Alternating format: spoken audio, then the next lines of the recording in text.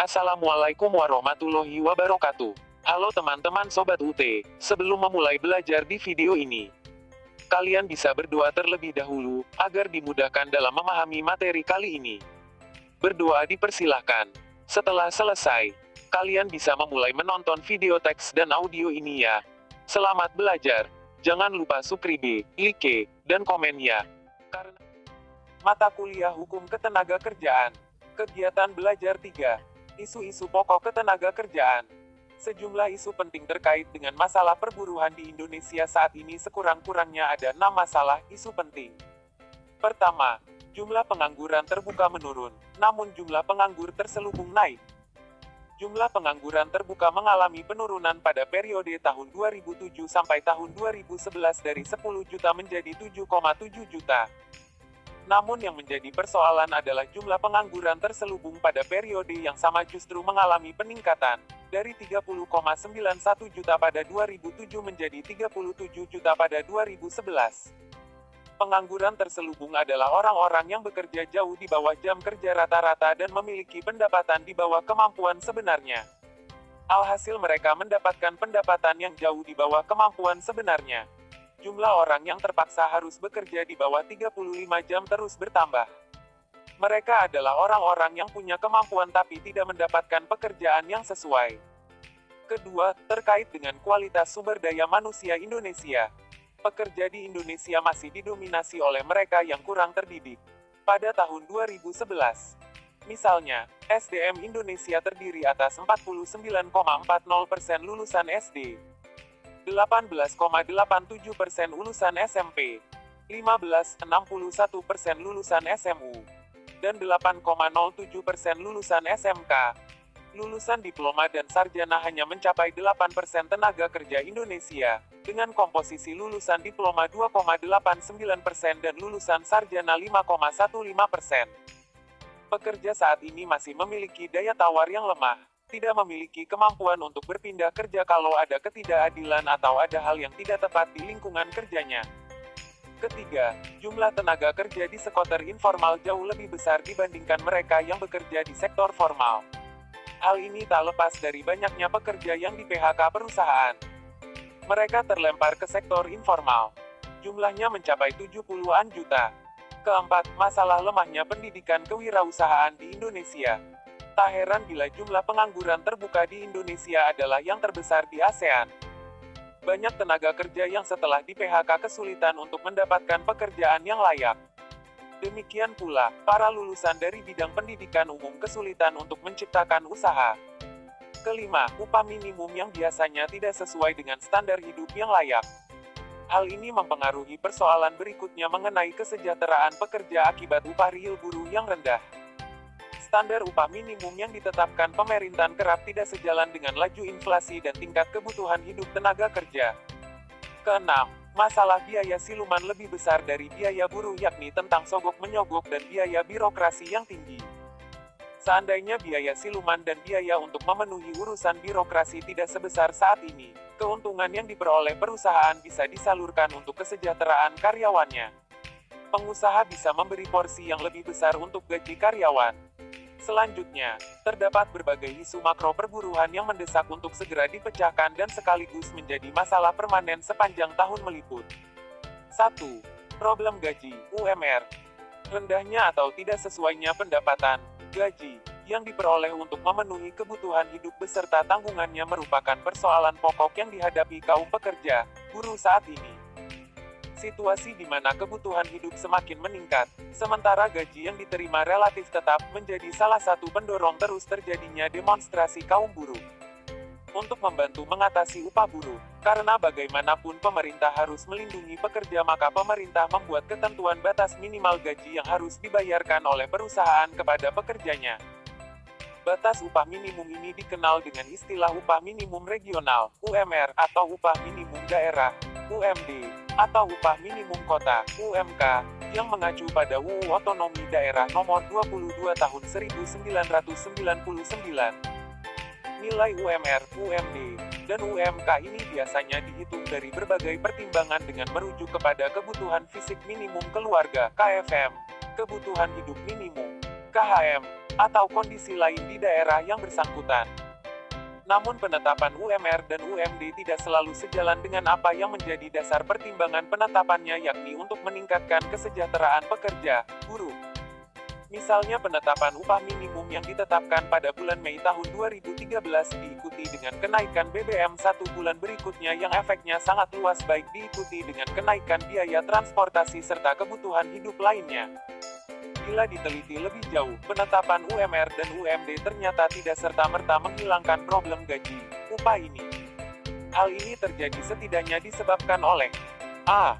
Pihak pekerja, yang mayoritasnya berkualitas SDM rendah, berada dalam kuantitas yang banyak sehingga nyaris tidak memiliki posisi tawar yang cukup dalam menetapkan gaji yang diinginkan. Walhasil, besaran gaji hanya ditentukan oleh pihak majikan. Kaum buruh berada pada posisi yang sulit untuk menolak. B. Pihak majikan sendiri sering merasa keberatan dengan batasan UMR.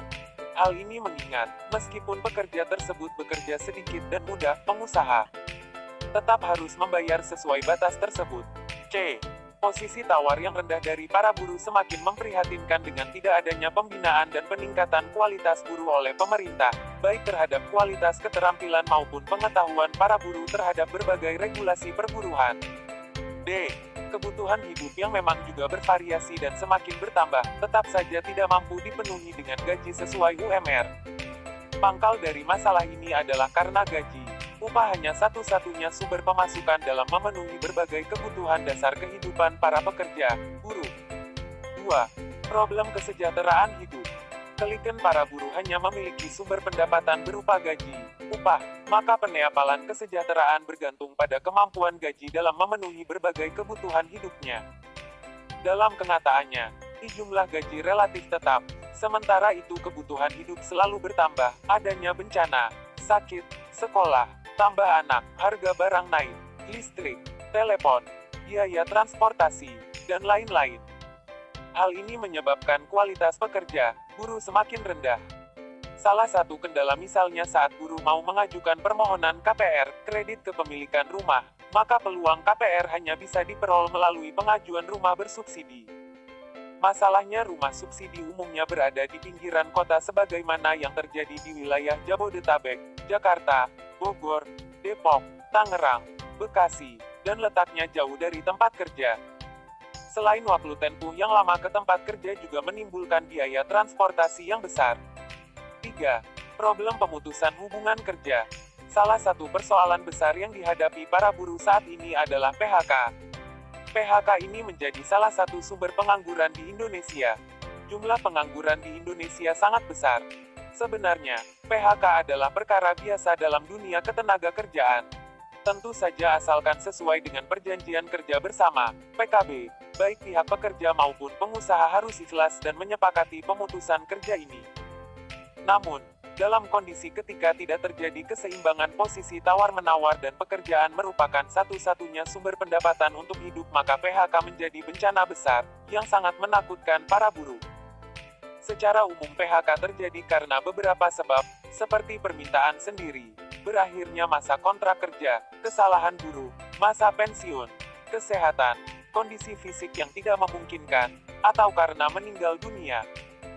Problem PHK biasanya terjadi dan kemudian menimbulkan problem lain yang lebih besar di kalangan buruh karena beberapa kondisi dalam hubungan buruh pengusaha, di antaranya, posisi salah satu pihak yang lemah, biasanya pihak pekerja, sehingga pihak lain yang lebih kuat dengan mudah memutuskan hubungan kerja dan menggantinya dengan pekerja baru yang sesuai dengan keinginan. Hal itu dilakukan dengan alasan logis ataupun direkayasa. B. Tidak jelasnya kontrak waktu kerja sehingga PHK bisa terjadi kapan saja. Kebijakan menetapkan PKB, perjanjian kerja bersama, tidak dilakukan dan dikontrol dengan baik sehingga kasus PHK bisa terjadi kapan saja. C. Rendahnya SDM kaum pekerja berakibat semakin sulitnya mencari pekerjaan alternatif, dan tidak terjaminnya pemenuhan kebutuhan dasar oleh negara. Tidak heran, PHK menjadi seperti vonis mati bagi pemenuhan kebutuhan dasar kehidupan normalnya. D. Tidak adanya pihak ketiga yang membantu penyelesaian kasus PHK secara tuntas yang memuaskan kedua pihak, terutama pihak buruh yang paling sering menerima kekalahan. Secara umum hal itu lebih disebabkan rendahnya pemahaman buruh. terhadap berbagai peraturan pemerintah, posisi tawar yang rendah, dan tidak adanya lembaga pendamping yang secara serius membela kondisi kaum buruh dalam menghadapi kasus PHK atau karena provokasi dari pihak-pihak tertentu yang membuat hubungan pengusaha dan pekerja tidak harmoni. Benturan ini kemudian berakhir dengan penutupan perusahaan yang dampaknya menimbulkan PHK massal. 4. Problem tunjangan sosial dan kesehatan. Di era globalisasi sekarang ini yang dikendalikan oleh pemilik modal dan berlakunya persaingan terbuka, tugas negara tereduksi hanya sebatas penentu regulasi yakni pengatur kebebasan warga negaranya. Karena itu, sistem ini tidak mengenal tugas negara sebagai penanggung jawab pemenuhan kebutuhan dasar rakyatnya. Meskipun UUD 1945 mengamanatkan negara untuk bertanggung jawab terhadap kesejahteraan rakyatnya. Faktanya, rakyat yang ingin memenuhi kebutuhannya harus bekerja secara mutlak baik untuk memenuhi kebutuhan dasarnya maupun kebutuhan pelengkapnya sehingga prinsip struggle for life benar-benar terjadi. Jika seseorang terkena bencana atau kebutuhan hidupnya meningkat, ia harus bekerja lebih keras secara mutlak. Itu pula ketika ia sudah tidak mampu bekerja karena usia, kecelakaan, PHK atau sebab lainnya, maka ia tidak punya pintu pemasukan dana lagi. Kondisi ini menyebabkan kesulitan hidup luar biasa, terutama bagi seorang warga negara yang sudah tidak dapat bekerja atau bekerja dengan gaji sangat minim hingga tidak mampu memenuhi kebutuhan hidupnya. Pada beberapa wilayah, pihak negara biasanya mewajibkan para pemilik usaha untuk memasukkan nilai jaminan sosial terhadap para pekerjanya yang biasa dikenal dengan istilah jaminan sosial tenaga kerja, Jamsostek. Di Indonesia Jamsostek ini diatur dalam UU Ketenagakerjaan, UU No. 3/1992, yang diantaranya pada bab 1 pasal 1 ayat 1 menyatakan, Jamsostek adalah suatu perlindungan bagi tenaga kerja dalam bentuk santunan berupa uang sebagai pengganti dari penghasilan yang hilang atau berkurang dan pelayanan sebagai akibat peristiwa, seperti kecelakaan kerja, sakit, hamil, bersalin, hari tua, dan meninggal dunia. Dengan demikian, ruang lingkup Jamsostek ini meliputi jaminan kecelakaan kerja, jaminan kematian, jaminan hari tua, dan jaminan kesehatan. Dalam pelaksanaan teknisnya, pemerintah praktis hanya membuat regulasinya saja, sedangkan pelaksanaannya diserahkan kepada pemilik perusahaan. Pada praktiknya, buruh itu sendirilah yang menyediakan iuran wajib untuk melaksanakan program ini. Dana yang dibutuhkan untuk jaminan kesehatan, jaminan kecelakaan kerja, tabungan hari tua, dan asuransi kematian, sebenarnya ditanggung oleh buruh itu dengan menabung wajib sekian persen dari gajinya setiap bulan. 5. Problem kelangkaan lapangan pekerjaan. Ketidakseimbangan antara jumlah calon buruh yang banyak, sedangkan lapangan usaha relatif sedikit menimbulkan kelangkaan lapangan pekerjaan. Kelangkaan lapangan kerja juga bisa terjadi jika lapangan kerja yang tersedia tapi kualitas tenaga kerja yang ada tidak sesuai dengan kualitas yang dibutuhkan. Kelangkaan lapangan pekerja ini memunculkan angka tingkat pengangguran yang tinggi yang dapat berakibat pada aspek sosial yang lebih luas. Masalah kelangkaan lapangan kerja disebabkan oleh A. Investasi usaha rendah. Penyebabnya bermacam-macam, bisa karena problem regulasi dan birokrasi yang dianggap mempersulit investor, tingkat KKN pejabat yang tinggi, biaya siluman yang besar atau karena problem sosial di mana tidak ada jaminan keamanan bagi kelangsungan investasi. B. Pemerintah kurang berupaya secara sungguh-sungguh dalam meningkatkan kualitas SDM serta minimnya dukungan pemerintahan dalam membantu usaha pribadi, wiraswata bagi masyarakat, permodalan, pelatihan pembukaan pasar, kemudahan izin usaha, penghapusan berbagai jenis pajak, perlindungan, keamanan, dan lain-lain. C.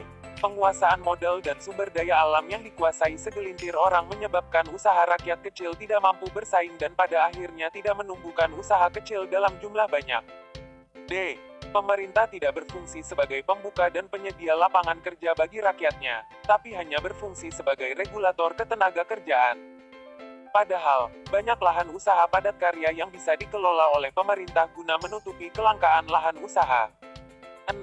Akar masalah pekerja, buruh. Pangkal masalah yang dihadapi pekerja, buruh dan masalah ketenaga kerjaan secara umum pada dasarnya adalah pada usaha pemenuhan kebutuhan pokok, baik kebutuhan akan barang, seperti pangan, sandang, dan papan, maupun jasa seperti pendidikan, kesehatan, dan keamanan. Terjadinya kelangkaan lapangan kerja menyebabkan sebagian anggota masyarakat menganggur dan ini berdampak pada ketidakmampuan mereka memenuhi kebutuhan hidupnya. Terjunnya kalangan wanita dan anak-anak ke dunia ketenaga kerjaan tidak terlepas dari upaya mereka untuk dapat memenuhi kebutuhan hidup mereka dan keluarganya sekaligus dalam rangka meningkatkan kesejahteraan hidup. Persoalan gaji yang rendah yang berdampak pada pemenuhan kebutuhan. Tuntutan kenaikan gaji agar dapat memenuhi kebutuhan yang lebih baik. Tuntutan tunjangan sosial berupa pendidikan dan kesehatan agar kebutuhan tersebut dapat dipenuhi merupakan bagian persoalan yang melekat pada para pekerja, buruh saat ini dan yang akan datang. Termasuk persoalan pekerja kontrak dan pemutusan hubungan kerja, PHK, merupakan persoalan pokok yang terus menimbulkan gejolak. Karena akar permasalahannya terletak pada pemenuhan kebutuhan hidup, dengan demikian, agar persoalan ketenaga kerjaan dapat diselesaikan dengan tuntas, persoalan pemenuhan kebutuhan masyarakat harusnya juga menjadi fokus perhatian. Selain itu, penyelesaian berbagai masalah ketenaga kerjaan perlu tetap dilakukan untuk mencari solusi yang paling menguntungkan bagi kedua belah pihak. Tidak ada yang terzalimi, baik pekerja maupun pengusaha. Karena itu, langkah penting yang perlu dilakukan adalah melakukan kategorisasi dengan memisahkan permasalahan ketenaga kerjaan yang terkait erat dengan pemenuhan kebutuhan dan masalah yang langsung berhubungan dengan masalah kontrak kerja pengusaha dengan pekerja. Ada dua hal pokok masalah ketenaga kerjaan. Pertama berhubungan erat dengan masalah pemenuhan kebutuhan. Contohnya adalah persoalan ketersediaan lapangan kerja, pengangguran, lemahnya SDM, tuntutan kenaikan upah, tuntutan tunjangan sosial, masalah buruh wanita, dan pekerja di bawah umur. Pemenuhan kebutuhan hidup masyarakat sangat erat kaitan dengan fungsi dan tanggung jawab negara untuk meningkatkan kesejahteraan rakyatnya. Persoalan ini harus diselesaikan melalui kebijakan dan implementasi negara dan tidak menyerahkan penyelesaiannya semata kepada pengusaha dan pekerja. Kedua yakni permasalahan kontrak kerja antara pengusaha dan pekerja. Hal ini mencakup persoalan pemutusan hubungan kerja, penyelesaian sengketa perburuhan, dan sebagainya. Masalah kontrak kerja dapat diselesaikan sendiri oleh pengusaha dan pekerja. Pemerintah dalam hal ini hanya berfungsi sebagai pengawas sekaligus penengah jika terjadi persoalan yang tidak dapat diselesaikan oleh pengusaha dan pekerja. Sekian kegiatan belajar 3 modul 1.